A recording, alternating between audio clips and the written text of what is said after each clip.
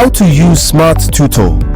In this section, we will show you how to use the Smart Tutor application for your daily learning. How to set up your weekly class schedule. To begin, open the Smart Tutor application. On the home page, click on Schedule.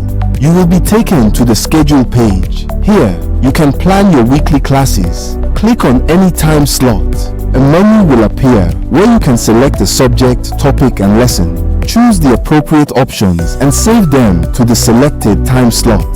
Continue filling the schedule according to your weekly class plan.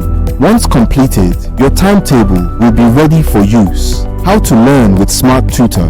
To start learning, return to the home page and click Learn.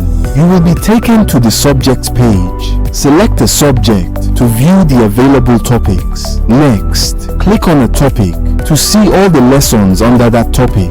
Find the lesson you want to study and click on it. The lesson will now open. While learning, you can control the lesson using the action buttons. Previous, next, pause, and quit.